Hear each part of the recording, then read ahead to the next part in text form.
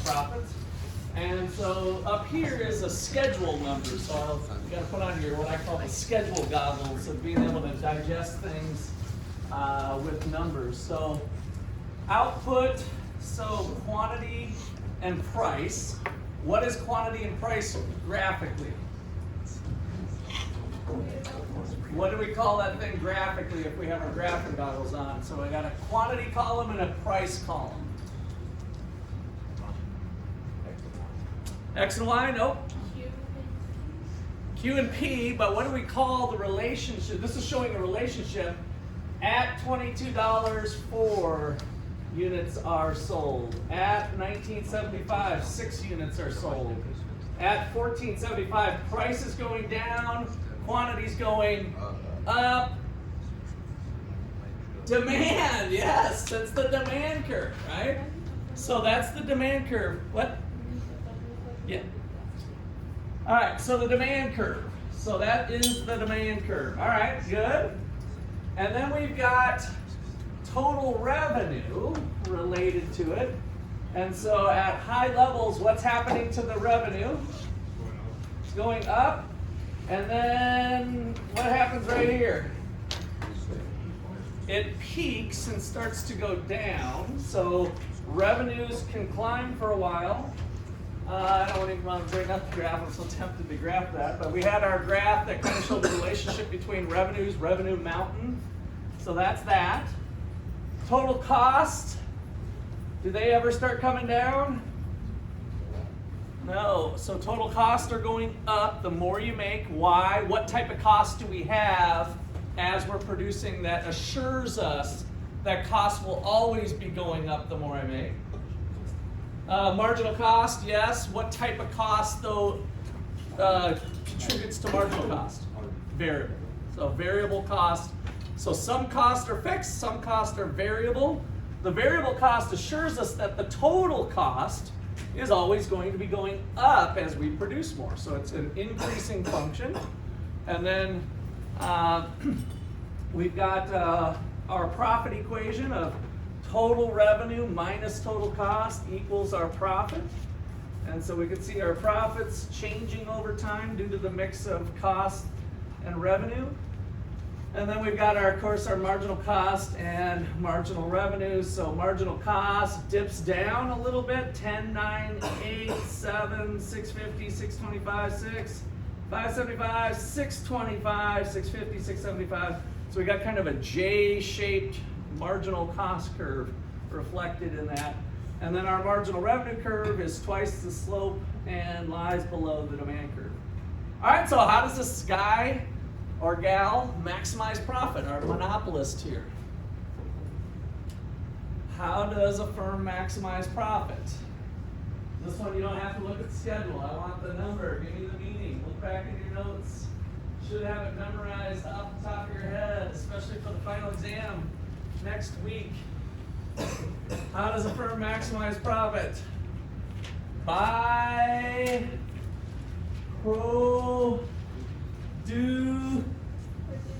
producing. All right, so let's see. Tim, give me a number between 3 and 8. 1, 2, 3. How does a firm maximize profit? Feel free to look back in your notes if you want to. I'm guessing you don't have it memorized. Look for help from Madison is fine as well. Let's start with the by producing.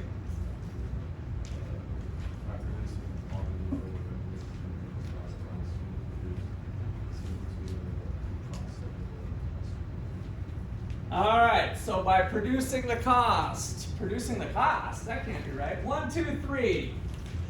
What do you got for that? By producing the quantity for the revenue generated by the last unit produced is just equal to the cost of the last. Excellent. 1, 2, 3. By producing the quantity for the revenue generated by the last unit produced is just equal to the cost of the last unit. Excellent. 1, 2, 3. Tucker, how does a firm maximize profit? By producing the quantity where the revenue generated by the last unit produced is just as equal to the cost of the last unit. Good. How does a firm maximize profit?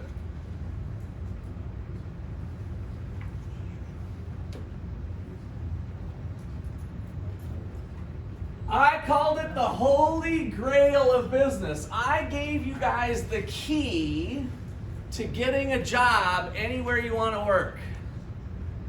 They want to know how to maximize profits, and now you know how. Should we purchase a TV ad?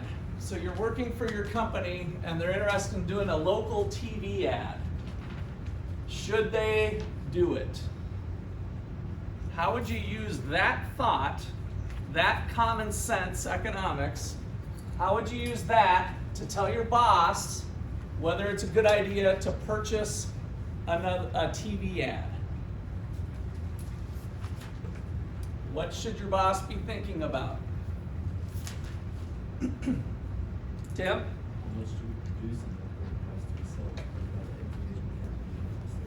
sell? Okay, so what needs to happen to make the TV ad a profitable move for your company? What needs to happen for the TV ad to be a profitable move, a profitable change for your company? Madison? You have to gain more from the ad than you spend on it. Excellent. You got to gain more from the ad than you spend on it. That's what marginal thinking is all about. This is what my son, I just had a conversation last night. He had some sort of interesting conversation with one of his executives. And he's like, Dad, what do you think is the most important equation or second one? I don't know, we got into it. And I said, it's marginal analysis. That equation of kind of thinking about evaluating the marginal benefits versus the marginal costs. So Madison said it well. Look at the TV ad. How much is the TV ad going to cost? Right? So we can probably go through. There might be some explicit costs associated with the TV ad because you got to pay the company whatever, $5,000. There might be some implicit costs that, hey, we're going to have to devote some resources, like we're going to have to pull Tom, Dick, and Harry off of an important campaign and put them on this. So we might have to think about some explicit and implicit costs associated with it, come up with a number, and then say to ourselves, let's say that number ended up being $6,000, say to ourselves, do we think we're going to generate enough revenue to at least pay for the cost of the ad? If sales go up by $3,000 and you spent $6,000 on it, it was a loser. It was stupid, right? You're not maximizing profits by doing that. Now, do you see how we could have a $10 billion company and be evaluating a $6,000 ad and you're still helping to contribute to the bottom line? Are you a valuable employee if you can do that? Hell yeah, they like you. You're going to move up. That's what we see. Economics majors, by the way, always are moving up the management chain into higher levels. And that's why their pay is a little bit higher as well, because this program, our undergraduate program in economics, teaches you how to think. It's really not so much about learning about, international governments and monetary theory and other things. It's really focused around making good decisions. And so as you move into upper division economics classes, it's just a repetition of marginal analysis in so many ways. We do it to different applications. So in my spatial economics class, for instance, we're talking about whether how tall of a building should somebody make, right? Or should we add another police and police car to the police force? Would that be smart for a local government to do? It's all marginal analysis, right? Taking into account both implicit and explicit costs, but that's how you make good decisions. So I want you to come out of here, even just if this is your last econ course, which I know a lot of you have to take macro, but you can make yourself a better person. You can make yourself a better employee, a more valuable employee, if you keep this economic way of thinking alive as you move on for the rest of your life. Okay, well, I didn't mean to get on that big of a soapbox, but now, how do we relate that to this schedule of numbers here? How much, we just said the monopolist should produce the quantity where the revenue generated by the last unit is at least as much as the cost of the last unit. So how much should they produce? 8. So how'd you get 8 here? Because you produce the most profit, which is Okay, so we got the profit, so we could look at this column. Let's see if that matches up with the marginal analysis. So here, the revenue generated by the 8th unit is $8.50. The cost is $5.75. whoopsie, they're not equal, right? And you guys will see this in some of your problems maybe on how to maximize profits. So now we got to think, well, first of all, can I do a fraction of a unit? Can I produce 8.5 units? Most problems, no, right? We'll have the units there, but the place where they're equal, we see the overlap here between here and here. Somewhere in between here, they cross paths, right? Maybe it's at, judging by this number here, 8.7 or something, right? So somewhere in there is where they're equal. So if we're stuck with discrete units, like, you know, we can't break up a can of beer. If this is the 8th can of beer and the 9th can of beer, we can't cut the can of beer into 8.7, right? So now the question is it wise to produce the 9th can of beer? The 9th can of beer brings me in $6, but it cost me $6.25. Should I do it? No. Stop at 8. And then we see that reflected in this profit column as well. So those two things go hand in hand, profit maximization and produce the quantity where the revenue generated by the last unit is equal to the cost of the last unit. Okay, questions or comments there? A little bit of a review, but I wanted to throw something up with the schedule goggles. Yeah? Just in theory, what would happen if you compare total revenues to the cost? I mean, essentially that's what you're doing by making this profit column. Yeah. Right? You're comparing total revenue versus total cost. The difference between the two is the profit column. So you could get this. Here's the thing about marginal analysis. If we just look at this, we don't gain the same insight that we get with marginal analysis of how we come to that point. And so many times, like with my TV ad, did I need to know the overall profitability of my company? No, right? So maybe we're making dog food, and our profit of different bags of dog food is what it is. I'm just saying, should we make another TV ad, right? And then we're thinking through the incremental changes of revenue and cost to determine whether the TV ad is good or not without needing to know the overall profitability of the firm. Okay, anybody else? Good comment, question? All right, well, let's get back into continuing our game theory discussion. So, yesterday we had Coke and Pepsi, and we talked about that. Today, we have two young lovers. Yes? Actually, about that. Okay.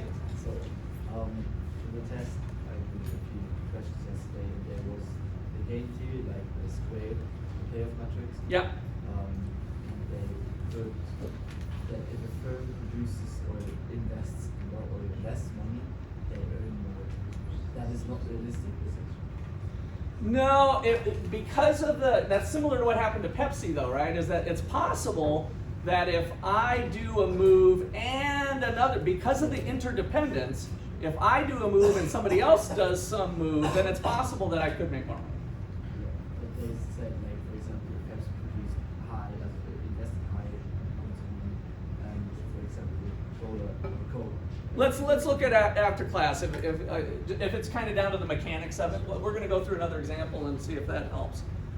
So yes, the payoff matrix. So we have two young lovers, madly in love, but they're fairly new to the game. They've been together for about a year. So we got Pat and Chris, and they're trying to decide whether they should go to the fights or the ballet. The fights or the ballet. As two young lovers, they love to do things together, right? They're madly in love, and so to do things separate from each other almost doesn't even seem conceivable. So if they go to the fights together, Pat earns 3 units of utility, or enjoys 3 units of utility, while Chris has 2 units of utility. If they go to the ballet together, Pat earns 2 units of utility, and Chris has 3 units of happiness, 3 units of utility.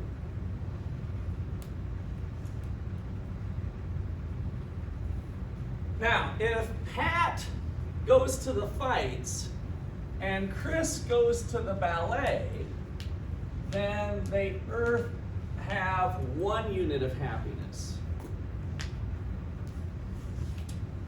And if Pat goes to the ballet, Chris goes to the fights, nobody's real happy. 0 and 0.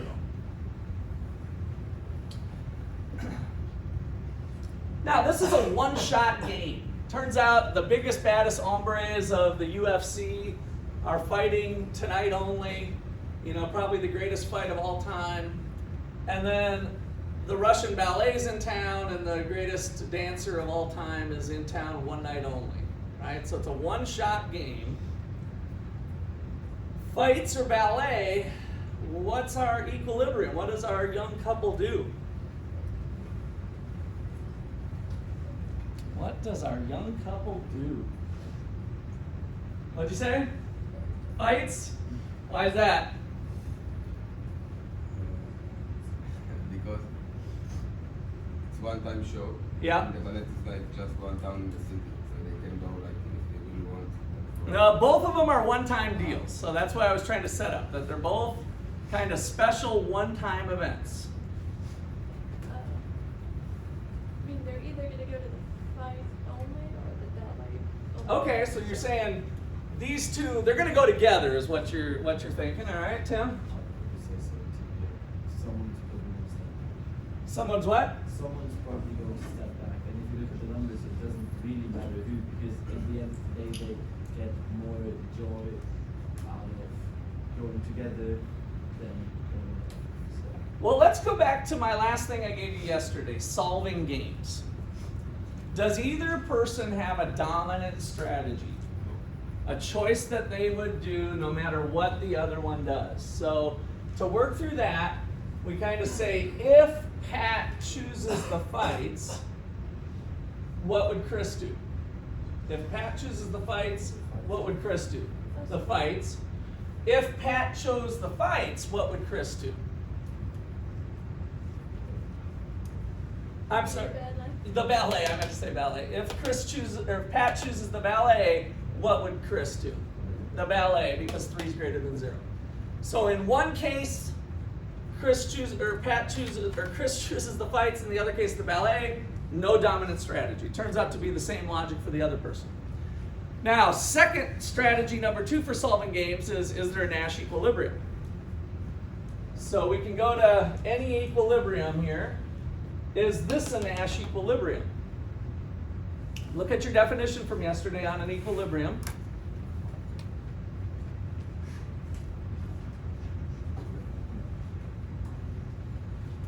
So Nash thought an equilibrium is stable. We named it after Nash because he's the one that came up with this. Is that it's a choice that someone doesn't want to change, taking as given what the other one's doing.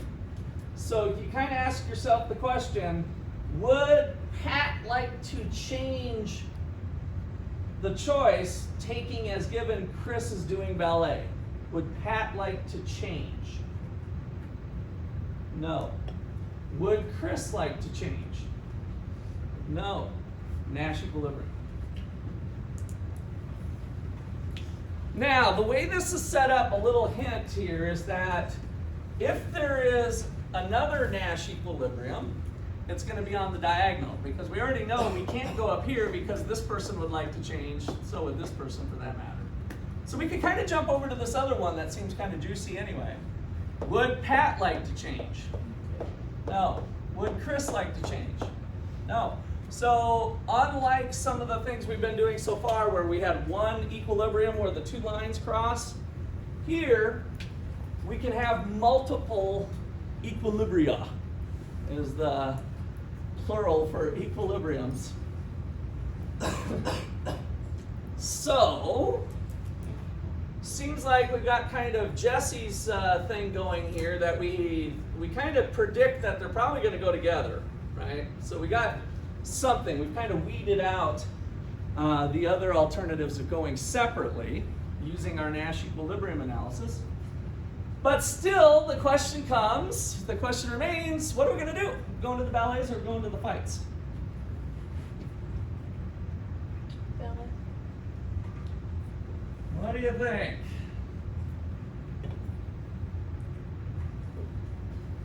Ballet or fights? Let's go back here.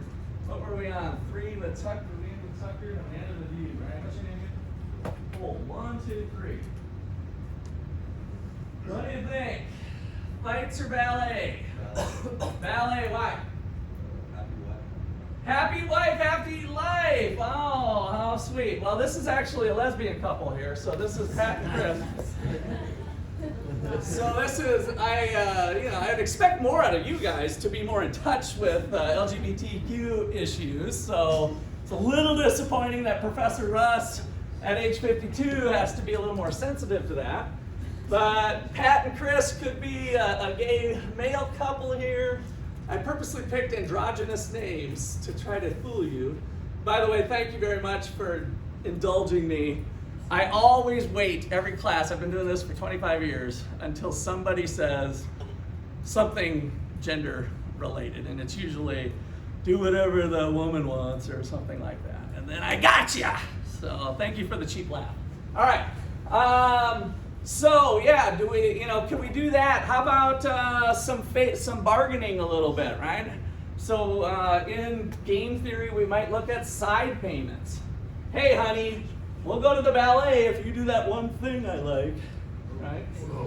So maybe we could get into side payments is another element of game theory. So it's kind of fun that this can go a lot of different directions.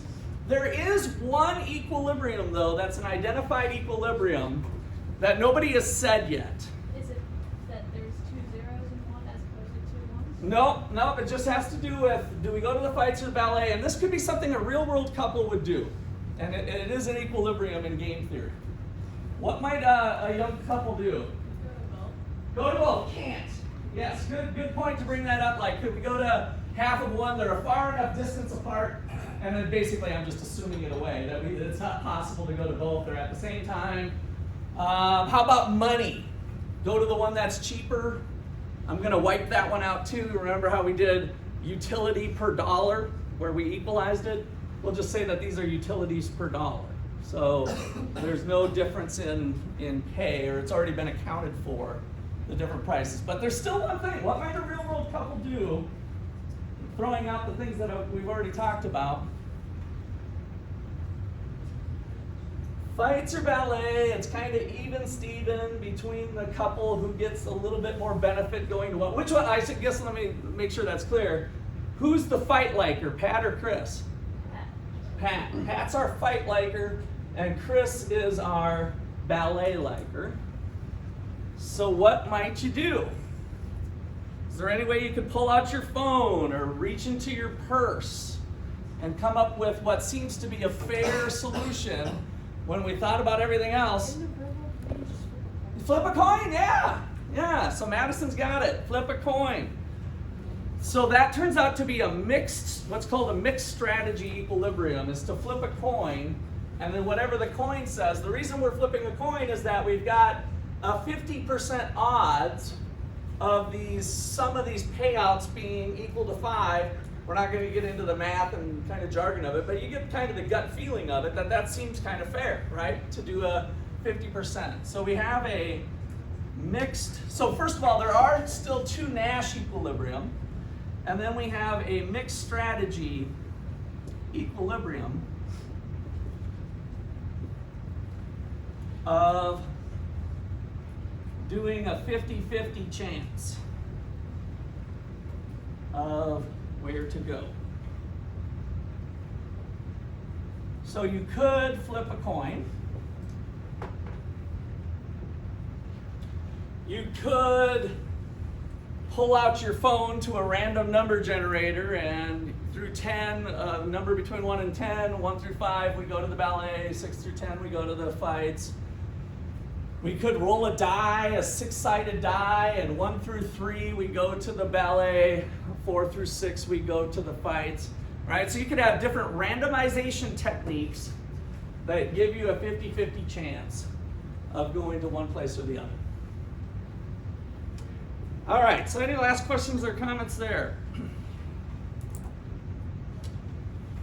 All right, so let's do one more. Wasn't sure if I was going to do this one, but we'll do it real quick here. So there's one called the game of chicken. a game of chicken. And the game of chicken goes something like this. Maybe it's a couple siblings or something. They're on their bicycles and they're, let's say 100 feet apart from each other. And they start pedaling as fast as they can straight at each other. And then the game works this way. Whoever gets out of the way chickens out and they lose. And the person who doesn't swerve is the winner. Game of chicken. How many of you, anybody play something like that with their siblings or friends or something? All right, so we got a few people. Simon, how did yours work? Did you do bicycles or something else, or bicycles? Okay, how did it turn, and who did you do it with? Your brother, and what's his name? Archie. All right, so we got Archie and Simon playing the game. How did it end up for you guys? That's what I always like to hear, how the game ended up for you two. Okay. So the first time you did it, you guys actually collided? Anybody go to the emergency room? Okay. So I've had stories of emergency room. Anybody else who actually collided and ended up with stitches or emergency room? I've had some broken arms over time. So the game of chicken's kind of interesting. Well, let's look at it through a game theory framework. So with the game theory framework, it looks something like this. So we got Simon and Archie, and it's swerve or don't swerve. Swerve or don't swerve.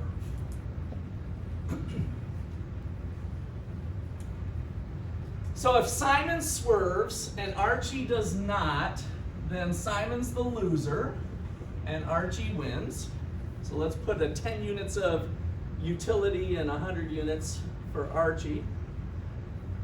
If Simon doesn't swerve but Archie does, just the opposite.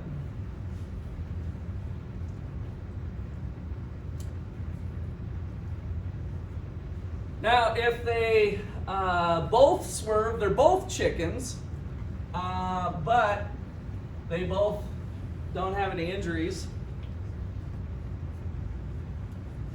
But if they both don't swerve, they maintain their pride, but are hurting in some capacity.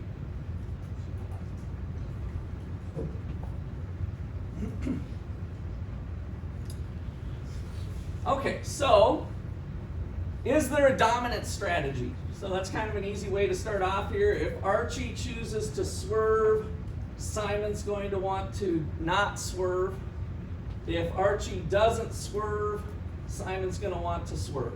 So no dominant strategy. The same thing's going to hold for Simon as well. And so is there a Nash equilibrium? So a Nash equilibrium, we can pick anything here. So maybe let's take this seemingly fair equilibrium. Would Simon like to switch? Yes, so that's not an equilibrium. Now we're down here. We already know Simon doesn't want to switch. Would Archie want to switch? No, so we got ourselves a Nash equilibrium. And then the same is going to be true up here. Simon doesn't want to switch, and Archie doesn't want to switch. So we got two Nash equilibrium, kind of similar to our Pat and Chris, just that there's multiple equilibrium. Okay, so the reason I like to bring this one up is for the ability, if we can somehow change it to a sequential game. Could we possibly try to change it to a sequential game, even though we're both pedaling our little legs off at each other, right? And we're doing it simultaneously.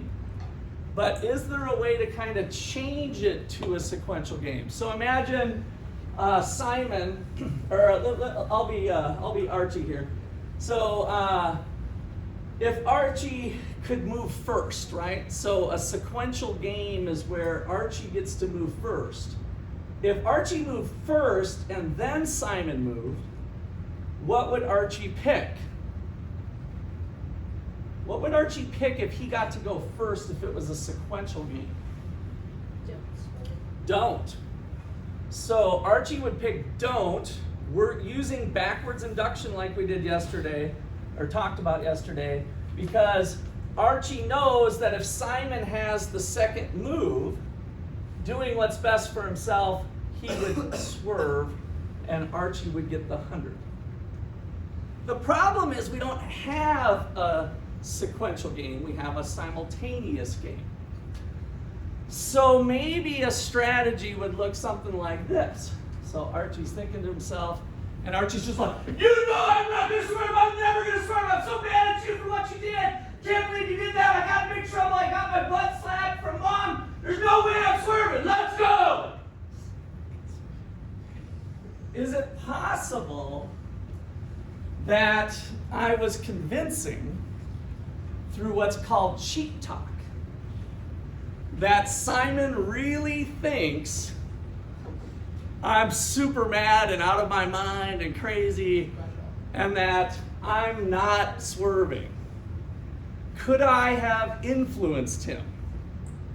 Right? So that's the use of what we call cheap talk in game theory, that maybe we can alter, in this sense, somewhat trying to play with the rules of the game, making it look like a sequential game when it's really not, right?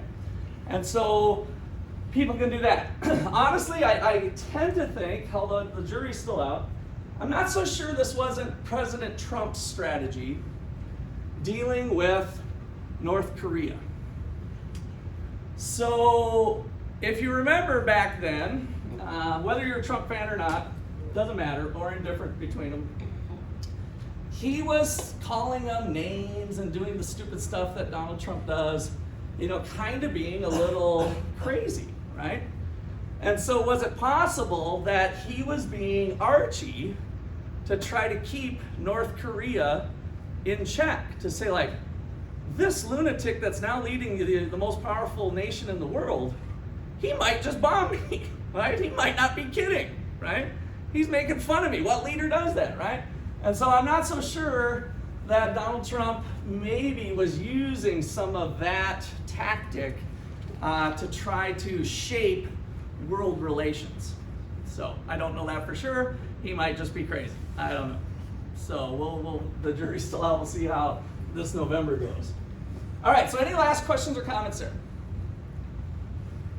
So game theory's been pretty influential. I mentioned John Nash yesterday with working for the Pentagon in the Cold War. So a lot of interesting stuff on strategic behavior, and this is a nice, simple way. The reason the movie's called A Beautiful Mind is that a lot of times in breakthroughs, whether it's economics or other disciplines, some of the best solutions are the most simplest ones, right? That's what makes them beautiful. And so John Nash coming up with this was a simple solution. Could I teach what I taught you guys to 6th graders? Yeah. Would they be able to do it? Yeah, right? So it's very simple. Well, it turns out that I've given you like three payoff matrices. With a 2x2 matrix, there are 72 different permutations of how you can set up the numbers. 72. So it's pretty complex in this little 2x2 matrix of the variety that you can get from it. So it's pretty complex, but yet in a very simple format. All right, so what time is it? All right, I can't resist. We're gonna have to do a short video. Is it the intro? Yeah, since Jesse brought it up yesterday. But let me kind of tee up this this next topic while I get the video going here. Is it the guy? So that wraps up our chapter on barriers to competition. Our next chapter that we're getting into is resource markets. So this will also be a way for me to tee that up, because then I'll have both of them up there. Did I start the thing? Okay,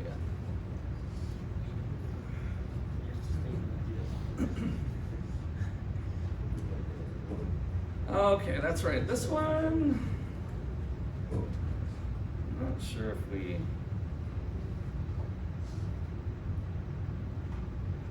they took down one of these that I used. There's two of them that are pretty good, so we'll find one of them. But so the name of the game is Golden Balls, and it is in the UK,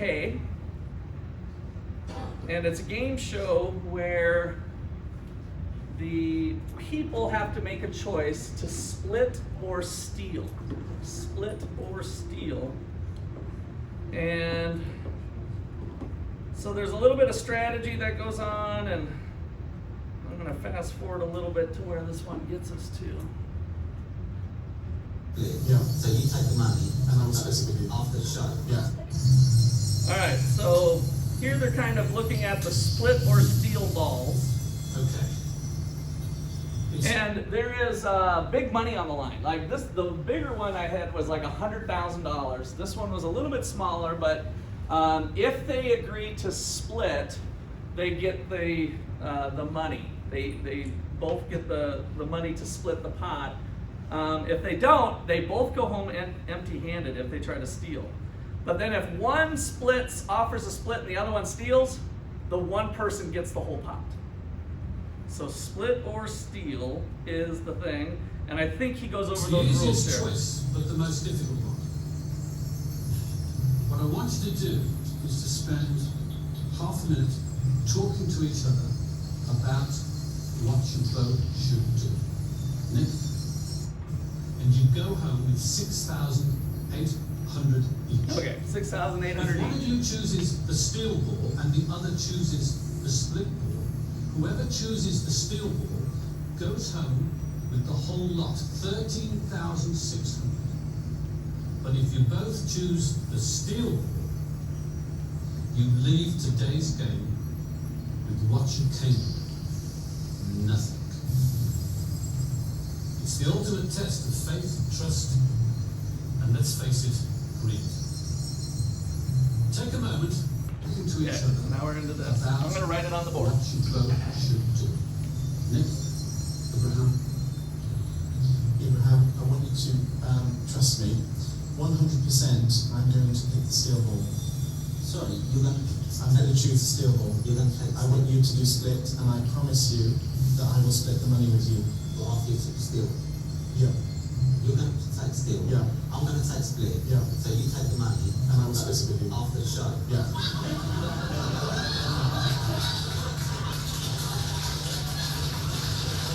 Abraham, I promise you I'll do that. If you do steal, we both walk away with nothing. I'm telling you 100% I'm going to do it. I appreciate that. Right, I'll give you another alternative.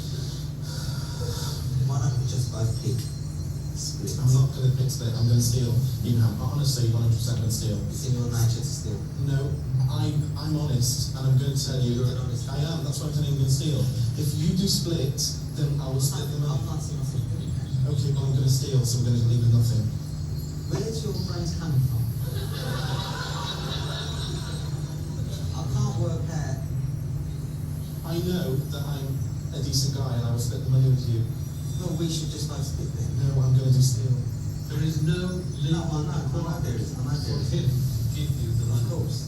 If I gave you my word, now let me tell you what my word means. Okay. My father once said to me, a man who doesn't keep his word is not a man. It's not worth nothing. Not worth a dollar. I agree. So, Even though I'm going to steal, so you've got the choice. You either steal, and we both walk away with nothing, because you know I've told you my intention, and I've told you that I will split the money with you, Abraham. if I gave you my word that I was going to split, I would split. And you're going to take still. So, The only way you can guarantee to walk away with 6,800 It's by is to sharing. guarantee that you both put the split ball in. And I do now have to push you for a decision. It's a tough one. we've lost it. We've lost everything. Lost them. You're walking away with no money because you're an idiot. No, that's You're not an idiot. You're an idiot. That's what you're an idiot. You're an idiot. This can go on all night, and these people are going to get up for breakfast. Nick, choose split or steal. Abraham, choose split or steal. Now, please. Choose one. Right, I'll tell you what, I'm going to go with it. Okay. I'm going to go I with it. promise you I will split it. You cannot change your balls now. split or steal? Yes, congratulations, you have both split and each received £6,800.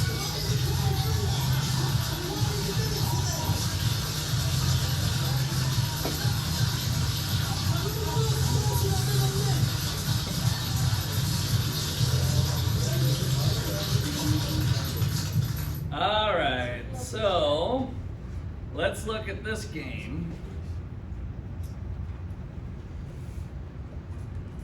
Is there a Nash equilibrium? So I can't remember his name, so I put other. This is Abraham up here.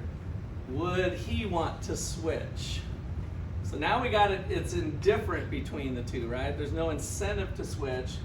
Would he want to switch? No. So this is a Nash equilibrium. Is this a Nash equilibrium? He wouldn't want to switch. He's indifferent. Nash equilibrium. He wouldn't want to switch. He wouldn't want to switch. Nash equilibrium. So interestingly enough, is this a Nash equilibrium? Would he want to switch? Yeah, it's not a Nash equilibrium. It's a split. So the designers of the game intentionally stacked the deck that way so that they would have to think and really think about whether is it worth it for the trust factor or not. But there's a pretty big penalty of not trusting. So this is kind of a version of what's called the prisoner's dilemma, which I don't think I mentioned actually last time. So to wrap up maybe a few more things with this chapter,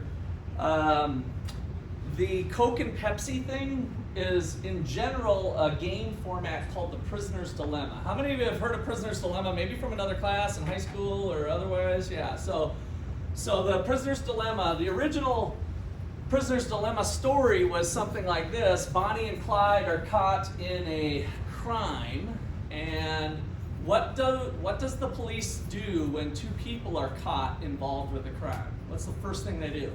Split them up, right? Separate them up and make deals with them that say, hey, if you confess to the crime and the other person doesn't, we'll go light on you, and the other person's going to do 10 years in prison or whatever, some amount of prison time.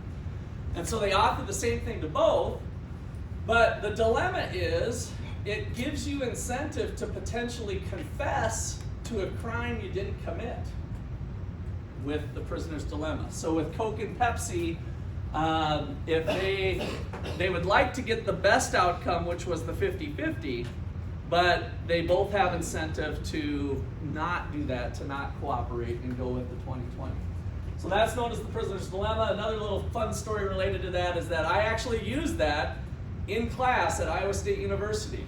One of my GAs, so I have Kevin here today doing some recording work, but back at Iowa State, I had 4 teaching assistants that would help proctor exams. Well, one of them bird-dogged some cheating going on, and so one person turned in their exam. The next person turned in their exam 20 minutes later, but my teaching assistant had set the exam aside. This was a class of 200 plus people. And so, sure enough, we look at it and it's basically identical, but not perfectly identical. So I didn't really have, let's say, perfect evidence to convict them of cheating. And I really didn't know whether they knew each other, if there was boyfriend, girlfriend, or whether it was, 2 strangers, basically, that just happened to be sitting next to each other at the test. So I waited till, the exam was Wednesday, I waited till Friday because I'm a nice guy, to give a call to these 2 young folks. And I called up the guy first, and I said, listen, looks like some cheating was going on. We got 2 tests that are the same, and listen, I appreciate honesty, and so if you, admit that you did some cheating, then we'll just give you a 0 on this test and not an F for the course, and reporting to the dean for them to do whatever they want with you. And he's like, I didn't do it. And I'm like, come on. And then I laid it on thick a little bit more, and he just did not confess, right? So he held pat. So then I call up the girl and give her the same deal. I'm like, listen, I appreciate honesty. You know, if you confess and the other person doesn't, you know, they're going to get an F for the course, but you're going to be, you know, let off with just what you earned for the test of a C. And so I kind of stacked the deck, and she said I didn't do it. And then I laid it out thick. I'm like, well, really, this is going to be bad for you academically. You know, it might not get you. You got to think about all the implications. And then all of a sudden,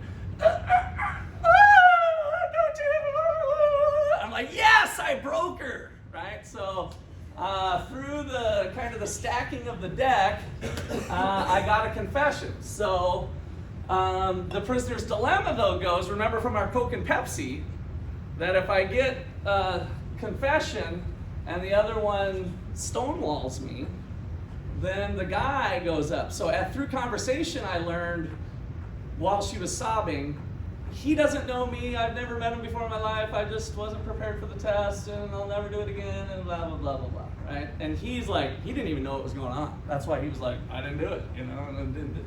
So, you know, I had to, unfortunately, she got off easy, and he never graduated from Iowa State. Because he got kicked out of school. Was he cheating? Probably not. Yeah, she copied him. Was this the thing that made him get kicked out? Yes, this was, yeah, of course, because I had to report that, you know, that they had the same exams. So that's the way game theory works. That's the prisoner's dilemma. That So. doesn't seem right. If she confessed, then what's the point of hurting him? Amog? It's not like like all of them is like symmetric scale. That's not happening. Like symmetric or asymmetric. Yes, yeah, it was the same thing, Coke and Pepsi, but the payoff of both confessing versus them one or not. So, all right, I love to see your faces when I say that. No, the point in doing this, I did end up getting the truth. I think I induced the truth through using a game theory framework. I think the guy was totally innocent. I let him keep his grade, and she went down the tubes with, you know, not having that test count as. I didn't report her to the dean or anything because she did confess, but that test didn't count. So the point with this is that when you start to kind of think this way, you can use some of this stuff to, you know, induce the truth in that case where I was able to successfully do it using the prisoner's dilemma technique. So. That feels like getting arrested for getting mud, though. Really? Yeah, kind of, yeah. That doesn't seem All right, so remember going into it, I didn't know if they knew each other or not. I didn't know if it was boyfriend, girlfriend, and he was letting her cheat off of him or vice versa. I didn't know what it was going on. All right, so I'll leave this up here for a second just to kind of wrap our brains about where we're going for the next 2 chapters, actually. We're going to spend time in the resource market. I think I strained my voice yelling at Simon, so now I can feel it going here. So, Simon, hopefully it didn't scare you too much. So we've been mostly talking about upstairs for most of the course, right? So the supply and demand of beer, chicken wings, and pizza, and all of that. So that's the output market, where households are the demand curve, and businesses are supplying goods and services. So the whole supply-demand framework was up here.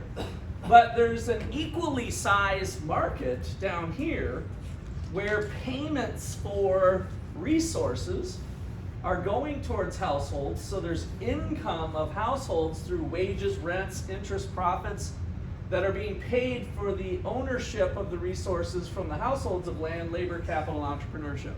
So the chapter we're going to get into next, and then next week, wrapping things up, is down here in the factor market. The factors of production are the resources. And so we'll look at the supply and demand. And the first thing that's key is that the roles are reversed. Now the supply curve of labor and land and capital are the households making decisions of what's best for themselves. The demand curve is businesses trying to maximize profits and choosing how much labor to hire and land to buy and capital machines to purchase, and rewarding entrepreneurs for their efforts in running the business. All right, so that's a little bit more where we're going. Let me get rid of this. So the book in this barriers to entry market ends with discussion about some things that almost look like they have some market power, but are innovations in overcoming barriers to entry. And so how many of you have used an Uber? How many of you have stayed at an Airbnb? Right? So is Airbnb a big company that provides rental properties? No. Is Uber a big company that supplies cars around the world? No. So it's a different type of thing where it's actually called a platform business. And in that platform, it allows there to be a number of small suppliers, very small suppliers, right? Where the Uber car you're riding in is that driver and their car, and they're able to use the network to get business, right? And so it's a little bit different thing that has arguably created more competition, not less, through the evolution of these types of businesses and overcoming previous barriers to entry. The classic case is in New York. Has anybody been in New York and take a yellow cab? It wouldn't have to be, but a cab ride in New York City. So New York had, the city of New York controlled the number of medallions, they called it. So the medallion is basically the right to be a cabbie in New York. And these medallions were pretty valuable. So there's some old documentaries of people paying like $1 million to have the right to be a cabbie in New York, to have the right to do that. And so that was kind of the business. $1 million is a pretty good barrier to entry, right? So we had some, big players in kind of control of the local market area where a lot of cabs are doing. And then Uber comes along. And so Uber has kind of blown up the cab industry in general. And in some places it's gotten violent. When I was in South Africa, I thought, well, I'll just take an Uber back to my, to the thing. And so I was on a tour bus, and they dropped me off at this building that looked like a high-rise building in kind of a downtown area. And I thought, well, this has got plenty of people. There should be Ubers, all over. And then the bus driver says, "You're going to take an Uber?" And I'm like, "Okay, I'll help you." So he stops the tour bus at the stop. There's other people on the bus. And he goes on a 5-minute walk with me, ushering me through all the way to where the Uber was, as he explained, and maybe I partly later learned, that the Uber and the cabbies have had major violent fights with each other. And so the Uber stand is way over here and the cabs are over here. And he wanted to make sure it wasn't on his mark that American tourist Russ got beat up or in between an altercation of trying to find an Uber, looking for a cab or running into the wrong situation. So he privately brought me all the way over to the place where the Uber stand was, and then he went back to the tour bus and went on their way. So there's definitely some barriers to entry. We talked about violence being a barrier to entry in different places and in different ways. And so Uber and these platform businesses has been an innovation that has transformed things in a lot of industries. So a platform business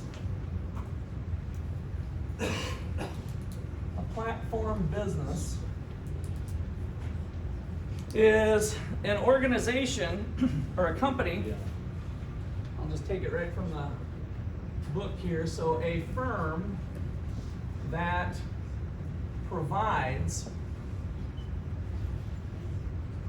the environment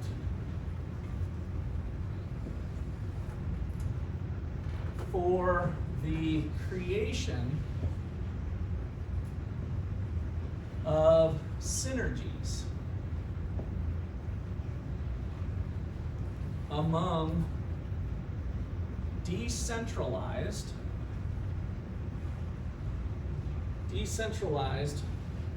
crowdsourced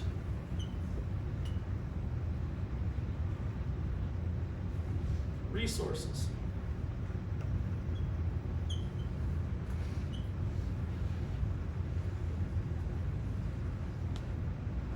that are not necessarily owned or controlled by the firm.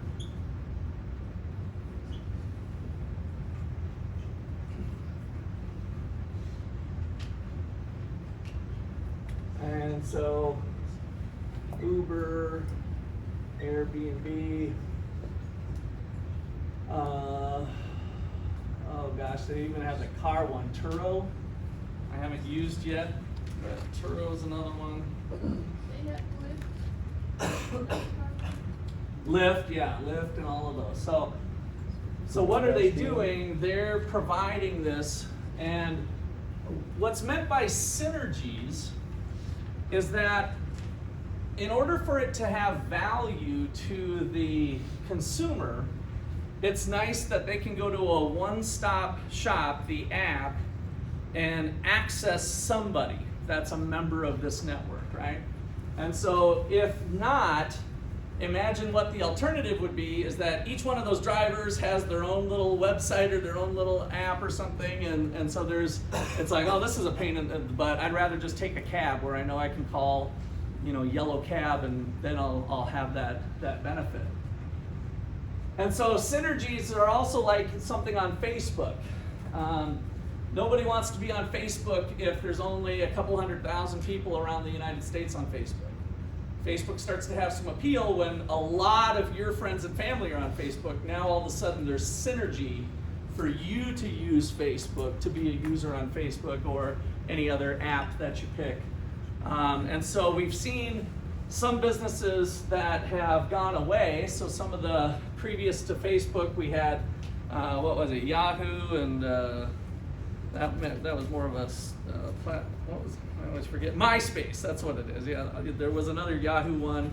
MySpace was the first one, but if they lack those synergies, they just kind of die off. Nobody's going to use them until they reach some sort of critical mass. So the critical mass is related to this other concept called the network effect.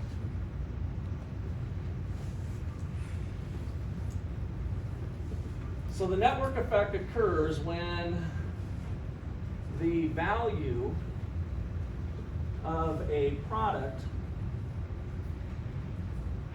or service to each consumer increases to each consumer, I lost my friend, increases, the value increases as the number of users expands. As the number of users expands.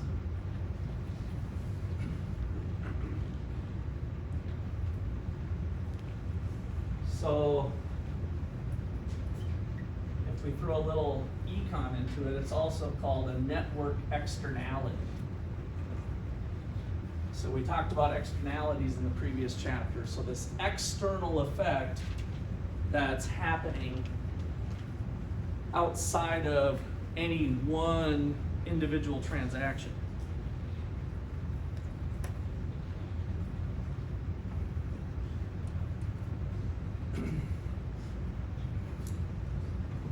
So from this chapter's perspective, the reason Courtney ended on this in this chapter is just to say these are examples of how barriers to entry can eventually be overcome. And even if there's a monopoly or a few fixed firms. So kind of the key point, barriers to entry can fall with innovation and technology.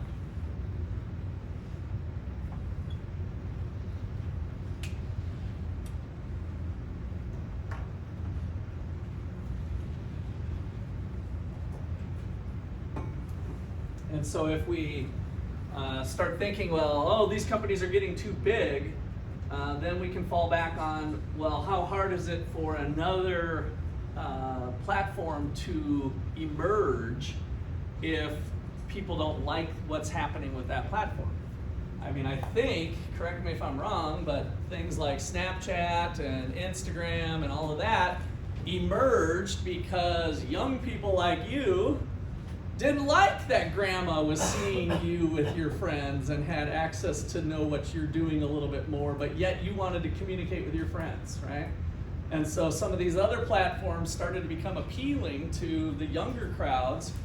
And then grandma and grandpa and mom and dad, they were pretty much, well, I don't know what this new Facebook or this new Snapchat thing is, but I'm not, the kids are using that now a little bit more, and then you guys would still put a few nice posts of, oh, it's my birthday on Facebook to kind of placate your mom and dad and grandma and grandpa, and maybe still use both, right? So now you're running dual exhaust on communications, the ones with your friends and the ones with other. So it allowed, my point is that Zuckerberg and Facebook didn't have kind of this ultimate power control. It was not too hard for other things to pop up.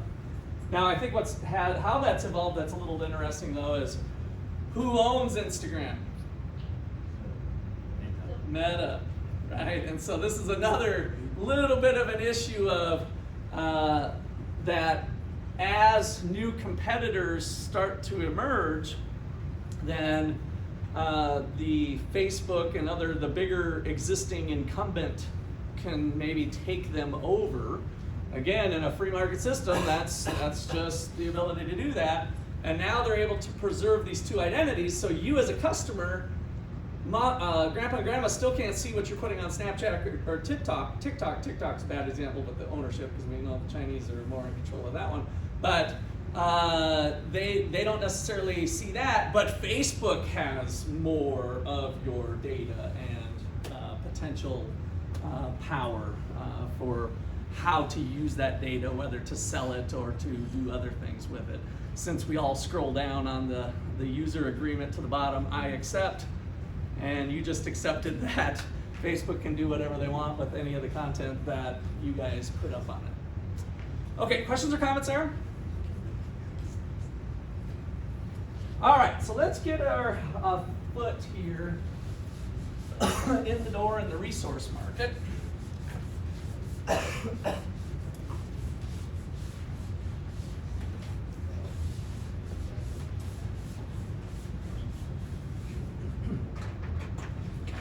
All right, so chapter, what is this? Chapter 25, right? Yeah. All right, so in chapter 25,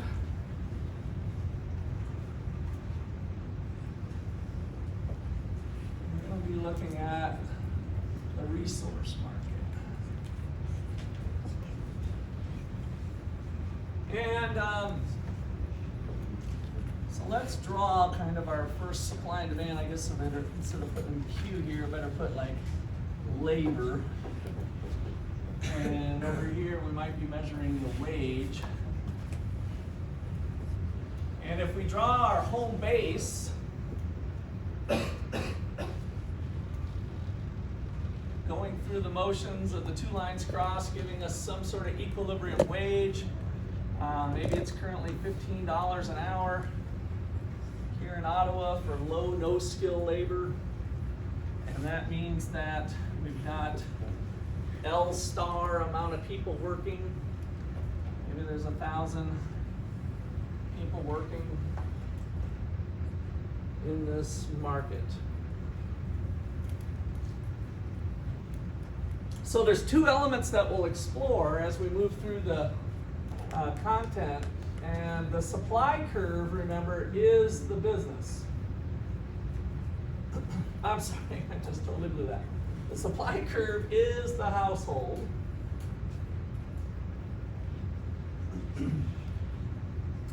And the demand curve is the business. They're the ones wanting to purchase your time. They can't purchase you, but they can purchase your time.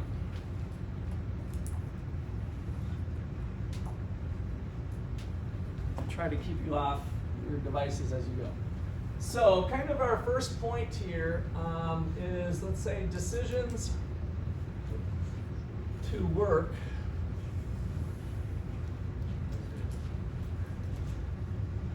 we have this labor-leisure trade-off.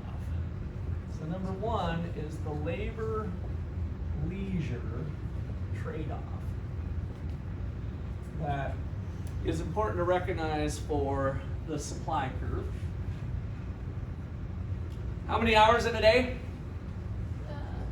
24. Not meant to be a trick question. How many hours in a day? 24. All right. So we can think about that now being a constraint, similar to like our budget constraint when we looked at the consumer, that we had, $10 to spend on beer and pizza. Pizza was $2 a slice, beer was $1 a glass, right? We kind of did that. That was our constraint. Here now, our constraint is kind of interesting because it applies to the richest people in the world and the poorest people in the world. And we've got 24 hours in a day to break down into labor hours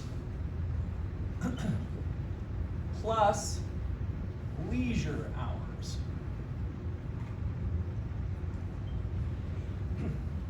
So when you get into, further studies, leisure, we could like subtract out some sleep time. Like as human beings, we do have to sleep, so maybe we could factor that in. But of course, some people sleep 8 hours, some people sleep 6 hours, some people sleep 10 hours. So we're just going to count that as you choosing your amount of sleep as well. But we're going to just put that into leisure, or basically the way it's framed here as non-labor hours.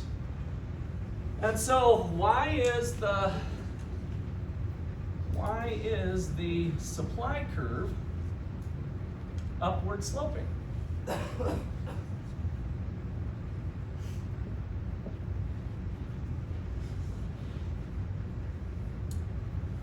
So why is it that the wage has to go up to attract more people? Why isn't it just flat?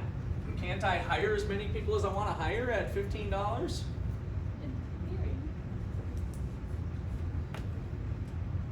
What do you think? If there's some people that work a job for $15. Yeah, they won't work a job for $15. Why? Job conditions. They want more. Why? Why do we have to pay more? I kind of want you guys to kind of think about that. Why do we have to pay more to get more people to work? Yeah, they value their labor hours more. What about their leisure? If somebody's not working at 15, but they will work at 18, what does that tell you about how they value their leisure? They value leisure more. Yeah. They can work less. Yeah, they value their leisure more, right? They're making this decision at the margin as, hey, I'll go to work for you, but I enjoy spending time with my family and playing Netflix and video games or whatever, whatever they're choosing to do with their leisure time.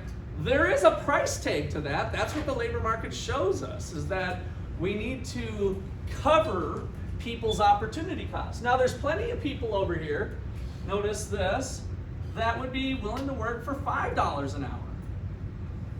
There are people today that would work for $5 an hour. Now, we know the minimum wage and all of that stuff, but they would be willing to work for $5 if that's all they could get. Of course they want to make more, kind of like our profit maximizing. Everybody wants to make more money for a wage, right? But what does it really take to induce somebody to come work for me? I need to cover their opportunity costs. So these people over here are enjoying kind of like our surplus, our producer surplus. They're earning 15, but they'd actually work for 5. So they're getting kind of a bonus of $10 that's above their opportunity cost. And in this class, we call that economic rent. So for the 200th person over here, their opportunity cost was $5. Their opportunity cost being how they valued their leisure. High school students at age 16 value their leisure differently than a 23-year-old with 2 kids, right? So the valuation of their leisure for everybody is different. No different than how we value goods when we started the course and say, if I bought this for 20 bucks at Walmart, what's its value to me? And we usually started to say, well, 20 bucks, but that's wrong, right? We know that it's at least worth 20 bucks, but I might have been willing to pay 30. And so I took advantage of Walmart when I bought this for 20. I profited $10. Remember that talk with consumer surplus? No different here in the labor market, except now we're covering opportunity cost for people. And so this additional amount, this payment above their opportunity cost, economists call economic rent. So to answer this question here, why is the supply curve upward sloping? And the reason is the opportunity cost of labor rises as labor hours increase.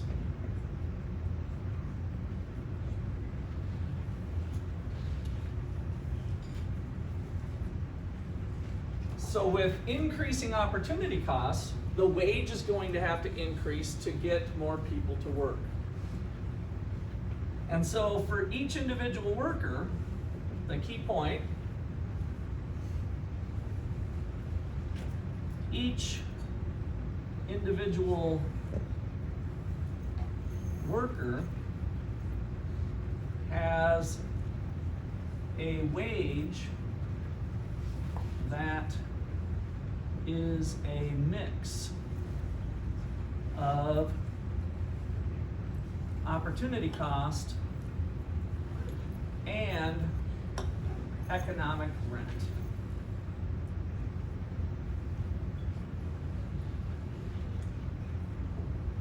So the wage for an individual is equal to the person's opportunity cost plus any additional payment that happens to be above it.